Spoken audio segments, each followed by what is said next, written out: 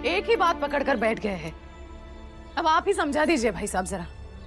आखिर गया ना बाला पढ़ने, तो इन्हें कहना गुस्सा छोड़ दीजिए और अपने काम पे ध्यान दीजिए। हाँ राम जी, भाभी जी सही कह रही हैं। नया नया काम मिला है, चल के करते हैं। ऐसे उदास बैठे रहने से कैसे काम चलेगा। और वैसे भी तुम्हारे बच्चे इतने काबिल और समझदार हैं, कभी कुछ गलत नहीं करेंगे। सब मिलकर मुझे ही समझा रहे हो, लेकिन मुझे भी समझो ना कि मेरी समस्या क्या है। बाला सबसे बड़ा है, वो अगर पढ़ाई के रास्ते से हट जाएगा तो बाकी बच्चे भी पढ़ना छोड़ देंगे। मैं जानती हूँ। राम जी, सतपाल का घर यही है? जी हाँ, कहिए। वो गंगा भाभी के परिवार वालों के लिए भैया ने भिजवाया है। मुझे इसी रास्ते से जाना था तो भैया बोले देते हुए चले जाना।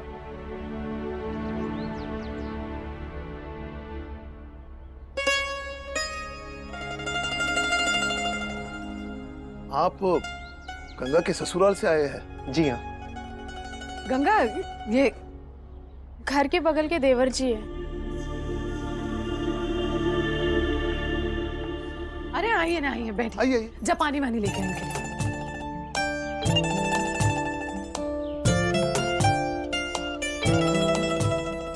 धन्यवाद। लाइए भाभी, मैं चाय करती हूँ। बाकी सब खैरियत में है ना? हाँ, वहाँ सब अच्छा है। दामाद जी से कहिए वो भी कभी छुट्टी लेकर यहाँ आया करें, हमें बहुत खुशी होगी।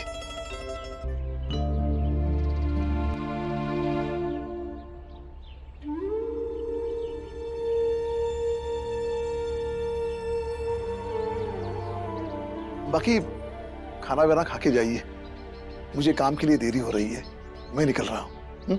आप बैठिए। चल। ध्यान रखिएगा। आई वो गुड़। अरे मैं लेके आती हूँ।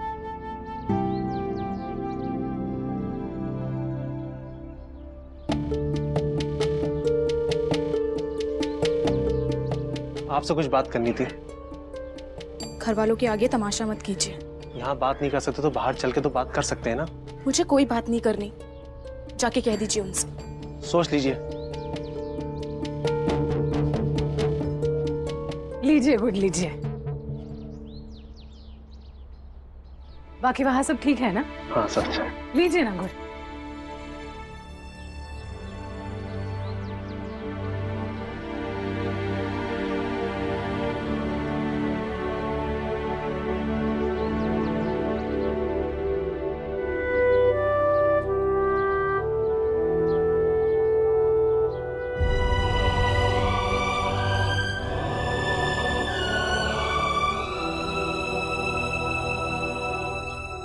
जुनून है ना तुम में, तो ठीक है।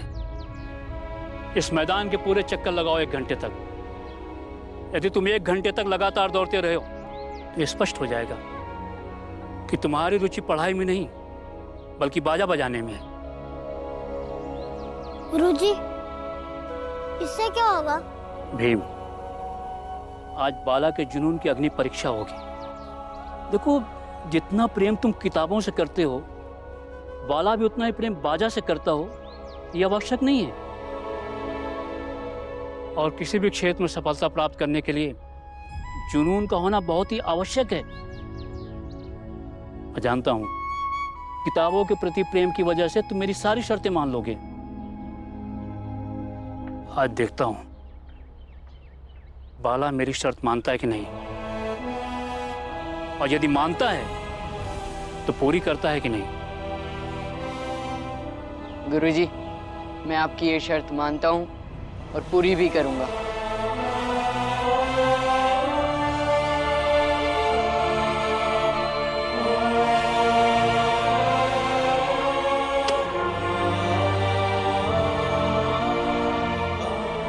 तो ठीक है, शुरू हो जाओ।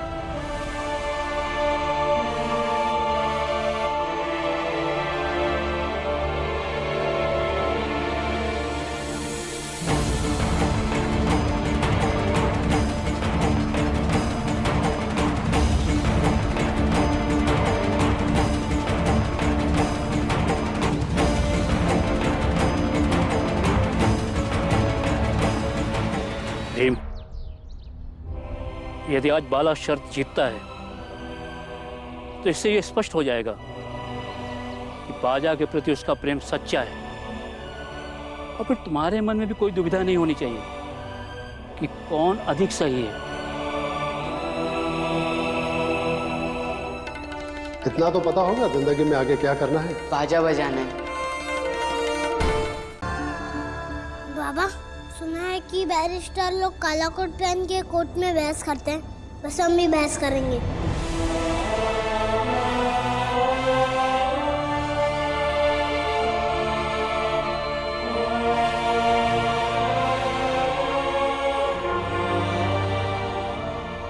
तू मुझसे बहस करेगा? हाँ बाबा, ताकि समस्या का हल निकल पाए।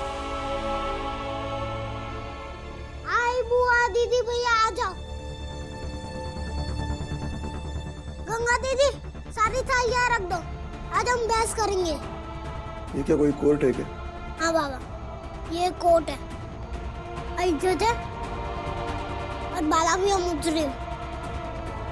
हम दोनों बैरिस्टर और बाकी के सब लोग गवाह।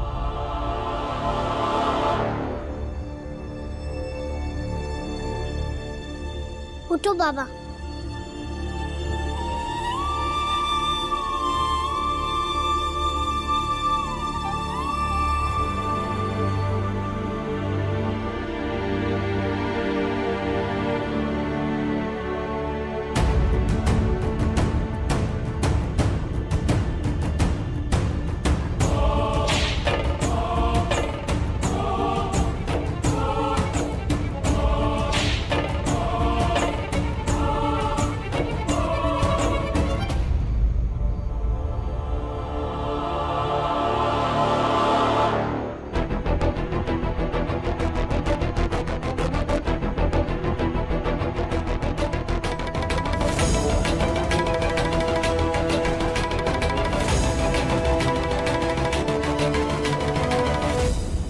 बाबा, पहले आप अपनी बात कीजिए, फिर मैं अपनी बात करता हूँ।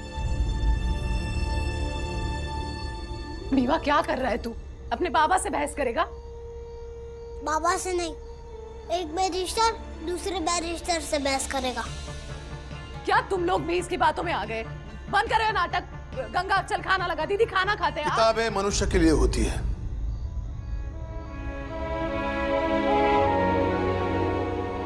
और बचपन इंसान का निर्माण काल होता है।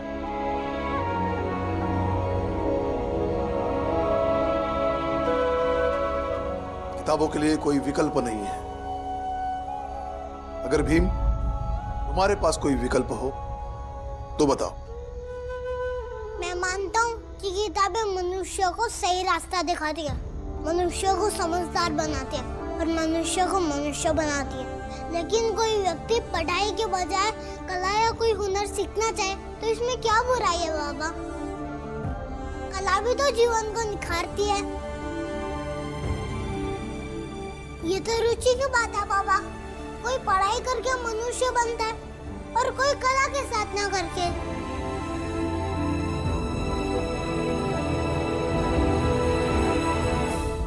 एक इंसान चाहे जितना अच्छा कलाकार बन जाए, अगर वो अशिक्षित है तो ये जरूरी नहीं कि वो अच्छा इंसान भी बने। हर पढ़ा लिखा आदमी अच्छा मनुष्य बन जाए, ये भी तो जरूरी नहीं है ना बाबा। इसलिए बच्चों की रुचि पे ध्यान देना चाहिए। शुरू में कोई भी बच्चा पढ़ना नहीं चाहता, स्कूल नहीं जाना चाहता। अगर बचपन में रुचि के आधार पर फैसला करने लगे तो सभी स्कूल खाली हो जाएंगे, कोई भी बच्चा कभी पढ़ेगा नहीं। क्योंकि बच्चों की रुचि पढ़ाई से ज्यादा खेलने में होती है। लेकिन बाला भैया के साथ ऐसा नहीं है। उन्होंने स्कूल जाके भी देख लिया, इनकी पढ़ाई में रुचि नहीं है। और जिसमें इनकी रुचि है उसमें पागलपन की हद तक है। ये सब कहने की बातें हैं बाबा, मैं इसका सबूत दे सकता हूँ।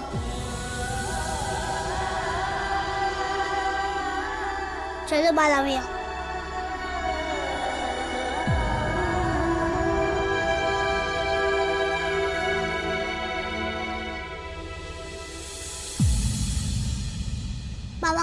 देखो बाला भैया के पैर कितने सूज गए हैं।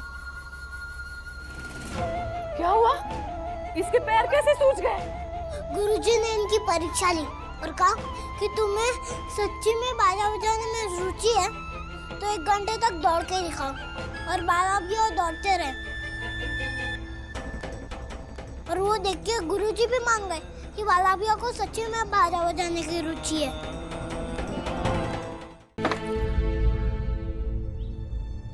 बाबा इतनी जल्दी कहाँ चले गए? हाँ बाबा इतनी सुबह तक कहीं नहीं जाते। कहाँ चले गए होंगे? रात में बाला ने खाना भी तो खिलाया था। लग तो रहा था कि दोनों की नाराजगी दूर हो गई। अब कहाँ चले गए होंगे? तुलसा मंजुला चलो आओ जरा देखते हैं कहाँ हैं। इनके गुस्से का भी कुछ समझ में नहीं आता। कहाँ है अभी? बाबा वहाँ पर भी नहीं है। हम इन्हें कहाँ ढूंढेंगे? क्या हुआ दीदी? अरे पता नहीं बाबा सुबह सुबह कहाँ चले गए। चल देख कर आते। हाँ तू चल मुंह धो ले, चल उठ जल्दी। बाबा इतनी सुबह कहाँ चले गए?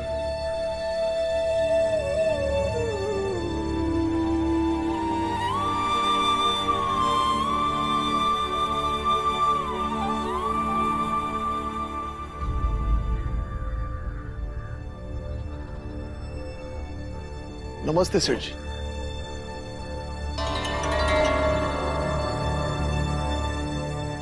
राम जी सकपाल, सूबेदार राम जी सकपाल, रिटायर्ड सूबेदार राम जी सकपाल। क्या काम है?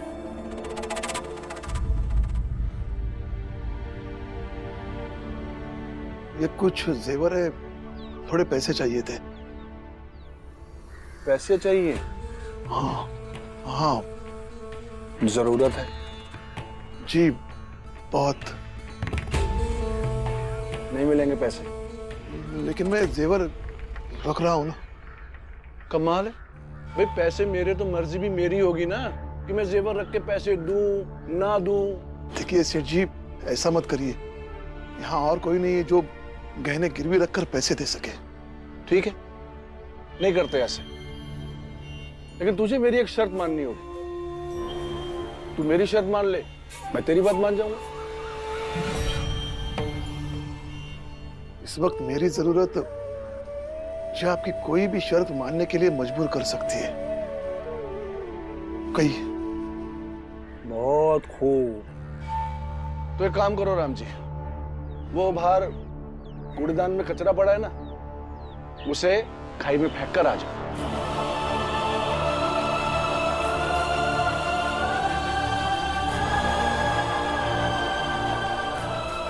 गुस्सा नहीं राम जी, गुस्सा नहीं। गुस्सा सेहत के लिए हानिकारक होता है। जाओ।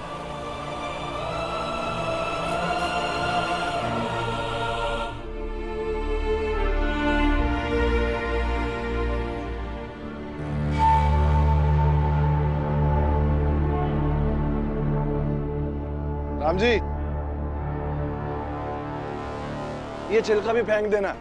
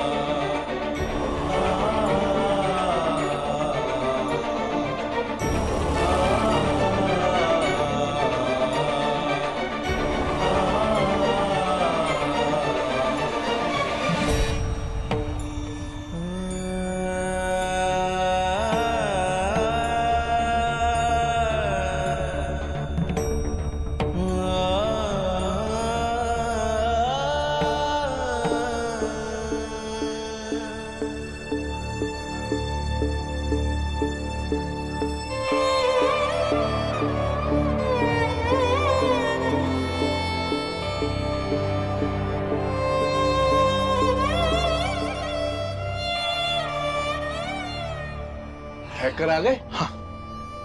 पर थोड़ा दूर खड़े हो भाई, बहुत बदबू आ रही है तुमसे।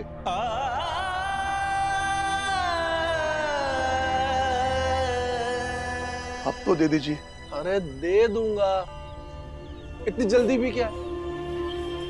पहले मेरी चप्पल तो साफ कर दो।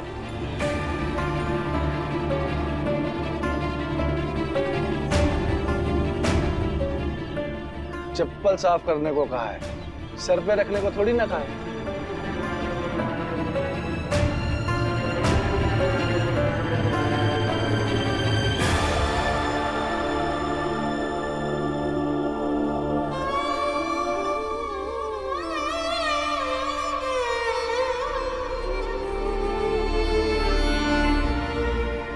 कपड़ा तो दे दो। तन पे है ना, गमछा है, कुर्ता है, धोती है, हा? करो।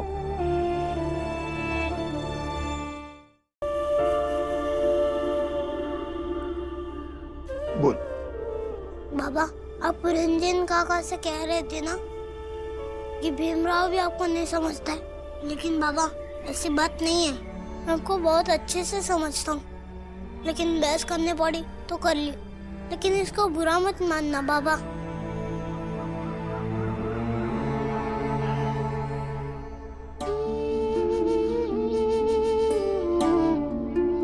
अब बैठ।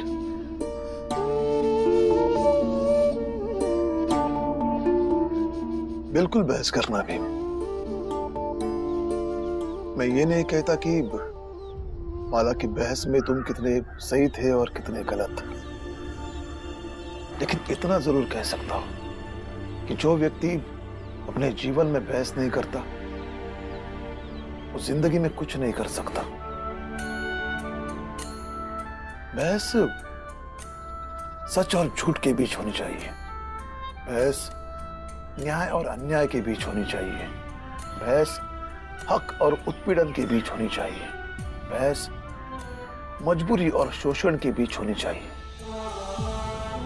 संभव है हर बहस के बाद नतीजे के तौर पर हार और जीत ना निकले, लेकिन फर्क जरूर पड़ता है और फर्क पड़ना जरूरी है। भीम, बाबा की सारी बातें समझ आती है तुम्हें?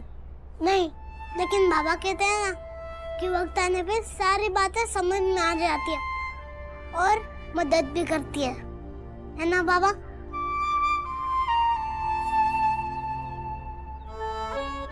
अच्छा, तुम्हारे स्कूल का वक्त हो गया, जाओ स्कूल जाओ। तैयार हो जाओ। कल से मैं 1 महीने के अवकाश पर जा रहा हूँ और मेरी गैर हाजिरी में आप उप प्रधान आचार्य के रूप में कार्यभार संभालेंगे। जी गुरुजी, मैं आपके आने तक इस स्कूल और बच्चों का पूरा ध्यान रखूंगा। मुझे आप पर पूरा विश्वास है।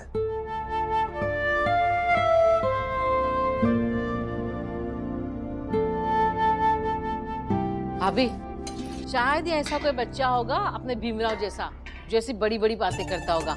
और बातें भी तो देखो कितनी भारी भरकम, जैसे कोई बुजुर्ग आदमी बात करता हो। ये किस पर गया है?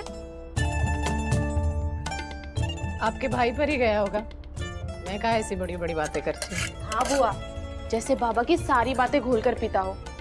मैंने ही ऐसे पूछा कि भीम, तुम्हें बाबा की सारी बातें समझ आती है? तो कहने लगा कि बाबा कहते हैं समय आने पर सब समझ जाऊंगा। सच में आई, अलग ही मिट्टी का बना है वो। कुछ भी हो, लेकिन उसकी बातें सुनकर दिल खुश हो जाता है।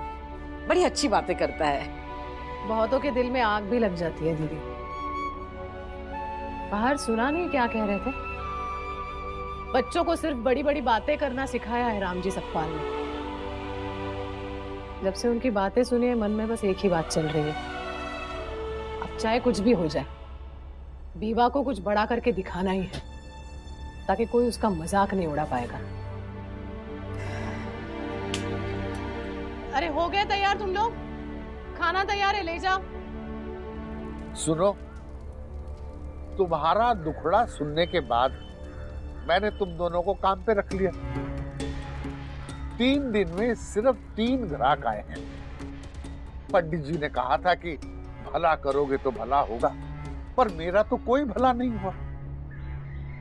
अब याद रखना, अगर अब ग्राहक नहीं आए ना तो तुम दोनों की छुट्टी। अरे नहीं सेठ जी, ऐसा मत कीजिए। उसी पंडित पर थोड़ा और भरोसा कर लीजिए, ग्राहक आएंगे। ठीक है, और अगर नहीं आए तो तुम दोनों कोई और काम ढूंढ लेना। आई बात समझ में? क्योंकि मैं फालतू में 2 आदमियों को तनख्वाह नहीं दे सकता।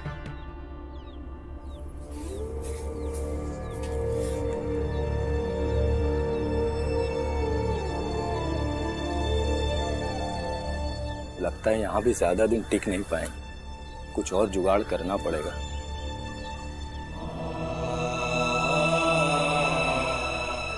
अरे भाई कुछ करो ना, अरे हंसाओ ना हम लोगों को, अरे कुछ तो करो।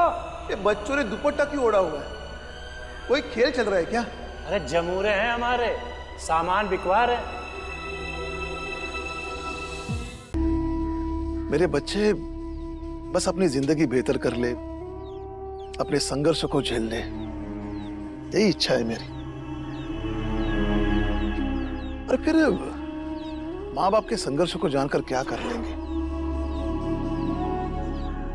चल अब किस्से कहानी छोड़ दे, घर चलते हैं, बहुत देर हो गई।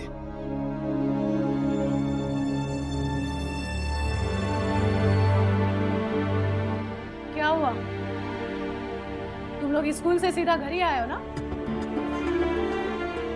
आई, वो काकी जिनके गहने चोरी हो गए थे, उनको सबने घर से ही निकाल दिया। हाँ आई, उनके पति ने भी उन्हें छोड़ दिया। हाँ, सब उन्हें चरित्रहीन कह रहे थे।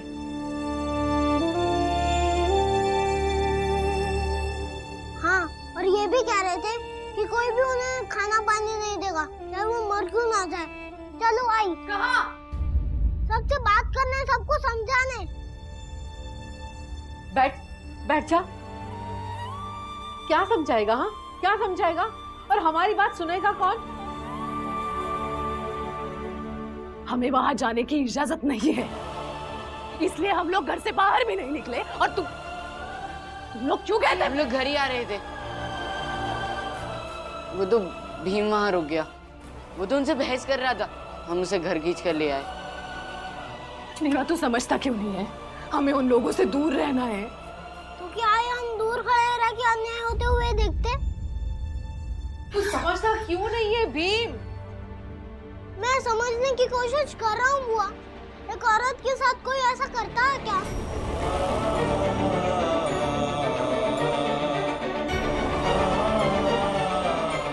एक काम करते, काकी को घर ही ले आते। मैं अभी तुम मारूंगी तुम्हें। तुम्हें समझ भी नहीं आया तुम क्या बात कर रहे हो? देख, पहली बात तो हमारी जात के वजह से वो खुद हमारे पास नहीं आएगी, और दूसरी बात, अगर समाज वालों को पता चल गया कि हम उसे मदद कर रहे हैं तो हम सब लोगों को मार डालेंगे।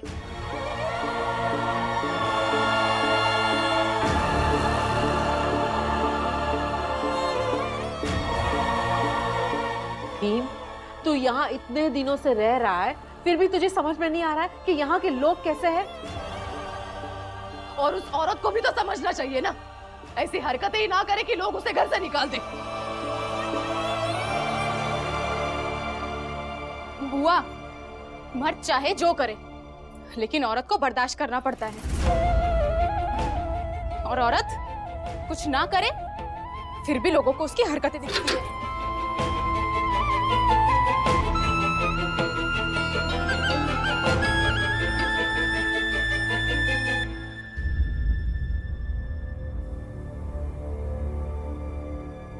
लेकिन नहीं, उनकी कोई गलती नहीं थी। उन्होंने अपने बच्चों की कसम खा के भी कसम खाना ठीक है, लेकिन औरत जब जानती है कि समाज कैसा है तो उसे समाज के और परिवार के मुताबिक ही रहना चाहिए, नहीं तो रह जाए भटकती हुई। अगर किसी औरत को घर से निकाल दे या उसका पति उसे छोड़ दे तो वो जीवन भर का श्राप हो जाता है।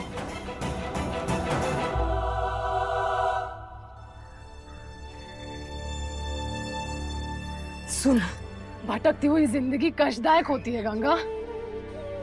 चली जा अपने ससुराल, वरना वो लोग तेरे बच्चों को रख लेंगे और तुझे छोड़ देंगे।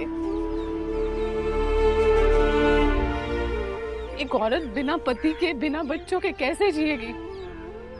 लेकिन आई, मेरी कोई गलती नहीं है। नहीं होगी तुम्हारी कोई गलती। भीमा जिस औरत की बात कर रहा है उसकी भी कोई गलती नहीं है, अगर तेरे ससुराल वाले तेरे साथ वही करते हैं जो उस औरत के, तेरी बात मान कर चली जा अपने। आई मैं नहीं जाऊंगी अपने ससुराल। गंगा, बेटी जब 2-4 दिन मैके में दिखे ना तो उसे देखकर खुशी होती है, लेकिन उससे ज्यादा वो मैके में नजर आए तो मैके वालों को तकलीफ होती है।